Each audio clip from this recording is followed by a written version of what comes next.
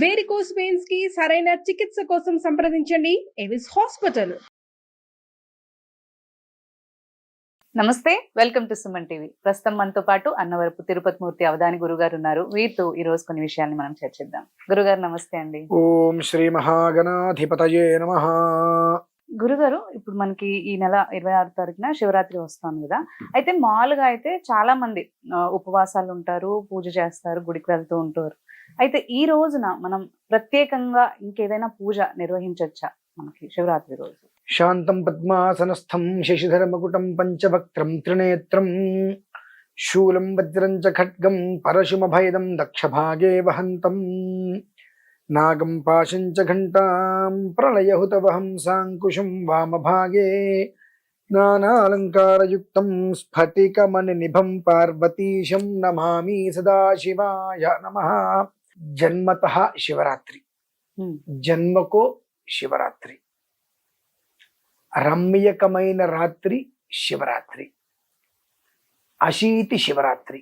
అంటే ఇప్పుడు మనకు వస్తున్నటువంటిది అశీతి శివరాత్రి అంటారమ్మా. అశీతి శివరాత్రి అంటే 80 సంవత్సరాల తర్వాత ఈ శివరాత్రి మళ్ళీ ఉత్పన్నమైంది.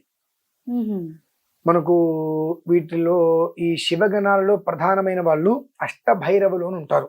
8 మంది భైరవులు. ఈ 8 మంది భైరవులు కూడా రొటేషన్ అవుతుంటారు ఎప్పటికప్పుడు. కొంత సమయంలో సంహార భైరవుడు, ఉన్మత్త భైరవుడు, క్రోధన భైరవుడితో ఈశ్వరుడు కలిసినప్పుడు ప్రమాదాలు సంభవిస్తూ ఉంటాయి. క్రోధన భైరవుడు మొత్తం నానా ఎటు చూసినా ఎవరి మీద ఎవరికి ఆ క్రోధం తప్ప సాత్విక విధానాలు ఎవరికి ఉండవు. అలానే ఇప్పుడు సంహార భైరవుడు, ఈ సంహార భైరవుడు అనేటువంటి విషయం గురించి మనము నెల 15 రోజులుగా చెప్పుకుంటున్నాం.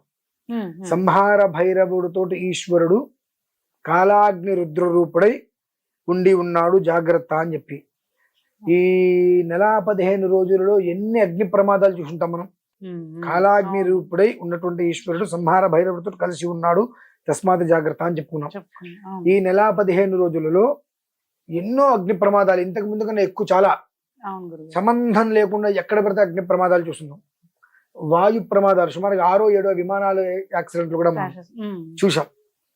నిన్న మొన్న ఏదో భూకంపం కూడా ఒకటి మనం వింటున్నాం. చిన్నదో పెద్దదో మొత్తానికి ఏదైనప్పటికీ కూడా ఇటువంటి ప్రమాదాలు మనం గట్టిగా చూడక తప్పదు అని చెప్పి ఖచ్చితంగా నెల 15 రోజుల క్రితం మనం చేసిన కొన్ని వీడియోస్ చూసినట్లయితే క్లియర్ కరెక్ట్ గా అందులో తెలుస్తుంది. అంత సంహార భైరవ ఉగ్ర రూపంలో ఉన్నాడు కాబట్టి ఆ ఈశ్వరుడు ఆయన్ని ప్రసన్నత చేసుకోండి. 24 గంటల సేపు ఆయన నెత్తి మీద నీళ్లు పోస్తూ ఆయన శాంతింప చేయండి. ఆయనకి ఏమీ చేయక్కర్లేదమ్మా, ఎడతెరిపి లేకుండా నీళ్లు పోస్తూ ఉంటుంది చాలా ఆయన నెత్తి మీద. హరహర అనుకుంటూ మనస్సును శుచిగా పెట్టుకొని చెంబు నీళ్ళు ఆయన మీద పోస్తే సంతోషపడతాడు. అటువంటిది ఆ 24 గంటలు ఆయన మీద అలా ధారాగా నీరు పడుతూ ఉంటే ఆయన శాంతిస్తాడు. ఆయన శాంతించాడు అంటే మనం ప్రశాంతంగా ఉన్నట్టే. అంటే కాలాగ్ని శమనము అంటే సామాన్యమైంది కదమ్మా. కాలాగ్ని రూపం, ఈ కాలాగ్ని రూపం, కాలం అగ్ని రూపం, ఇవి మనం చూస్తూనే ఉన్నాం. కాలం ప్రతి చోట అగ్ని కీలకాలు చూస్తూనే ఉన్నాం.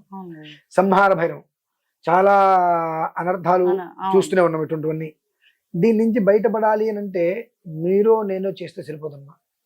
ప్రతి ఒక్కరూ తన బాధ్యత, తన కర్తవ్యం అనుకొని ఇంత శివలింగం, బటన్ వేలంతైనా శివలింగం తీసుకొని అక్కడ పెట్టుకొని ఇక ధారాళంగా నీళ్లు పోస్తూనే ఉండాలి. మనకు ఇత్తడి షాపుల్లో కొమ్ము చెంబులు దొరుకుతాయమ్మా. నంది కొమ్ము ఇంత పట్టుకుంటే ఇంత పెద్ద గొట్టం లాగా వస్తుంది. నీళ్లు పోస్తే నంది నోట్లోంచి వస్తుంటాయి. ఇలా పట్టుకొని దాన్ని నీళ్లు పోస్తే ఒక 4 నిమిషాల సేపు నీళ్లు పడుతూ ఉంటాయి. మళ్ళీ దాని నిండా నింపుకుంటుండటమే. అలా పట్టు కూర్చుంటే, లేదంటే దాని మీద నువ్వు పట్టు కూర్చోడానికి చేనొప్పి వస్తుంది. శివుడి మీద నీళ్లు పడేటట్టుగా ఒక పాత్ర ఏర్పాటు చేసి దాని నిండా ఎప్పటికప్పుడు నీళ్లు పోసుకుంటూ 24 గంటల ధార శివుడి మీద పడేటట్టుగా అక్కడ కూర్చొని అనగలిగితే ఈ శివ సంకల్పాలు ఉంటాయి మా కొన్ని ఈశ్వరుడికి సంబంధించింది. ఏ నద్యౌ పృథివీ చాంతరిక్షం చ ఏ పర్వతా ప్రదిశో దిశశ్చ తేనేదం జగద్వ్యాప్తం ప్రజానాం తన్మే మనఃశివ సంకల్పమస్తు. ఏ మనో హృదయం ఏ చ దేవా ఏ దివ్యా ఆపో ఏ సూర్యరశ్మిః తే శ్రోత్రే చక్షుషి సంచరంతం తన్మే మనఃశివ సంకల్పమస్తు అనుకుంటూ శివ సంకల్పాలు ఉంటాయి. ఉమ్, అందులో మొత్తం అన్నీ అక్కడ కూర్చొని మీరు పారాయణ చేయలేకపోవచ్చు.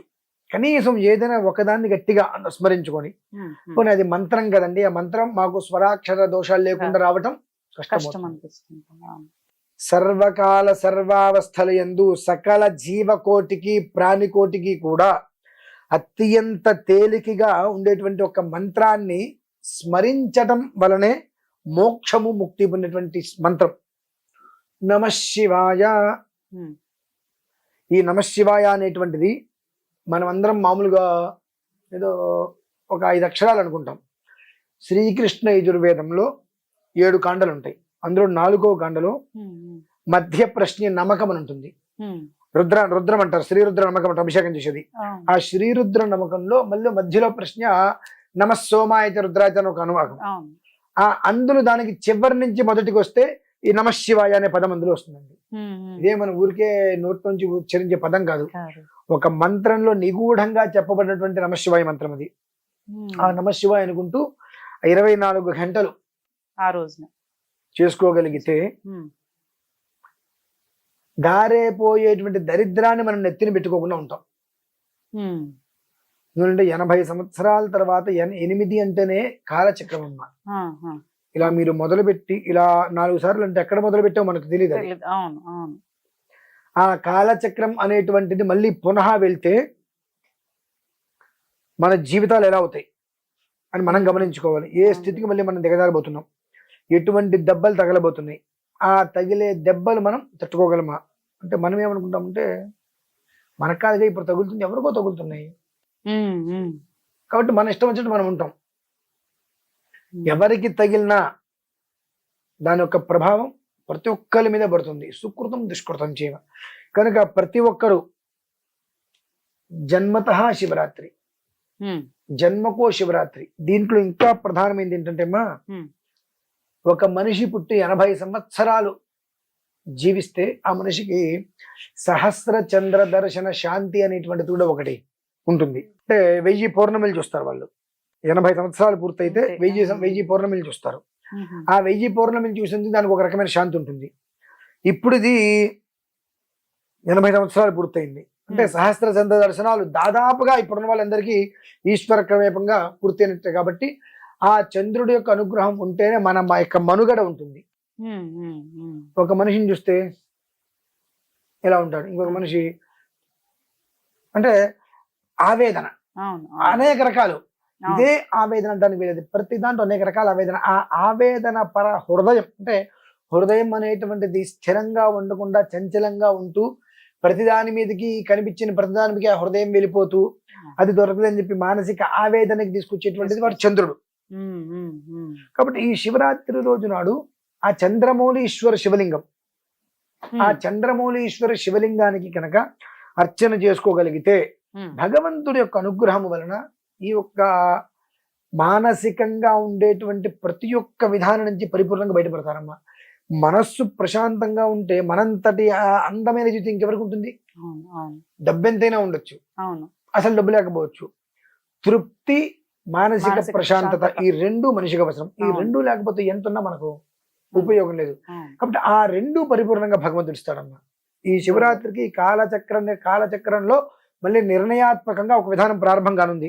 ఉమ్, కాబట్టి ఆ ప్రారంభమయ్యేటువంటి దాన్ని మనం ఏ రకంగా తీసుకోగలుగుతాం, ఉమ్, మంచిగా తీసుకుంటామా చెడుగా తీసుకుంటామా, దాన్ని ఏ రకంగా తీసుకుంటాం అనేటువంటిది మన మీదే ఉంటుంది. ఉంటుంది. ఉమ్, అలానే ఇప్పుడు మనం కూడా ఒక 11,000 కుటుంబాలకి చంద్రమౌళీశ్వర శివలింగాన్ని అందించాలని చెప్పి ఉమ్, ఉమ్. సుమారుగా గత కొన్ని రోజులుగా అందరికి అందజేస్తున్నాం. ఈశ్వరానుగ్రహం వల్ల ఒక 900 మందికి ఇప్పటికి మనం 900 మందికి చంద్రమౌళీశ్వర శివలింగం, అవి అంత తేలిగ్గా దొరకవు, నీటితో తయారవుతుంది మాది.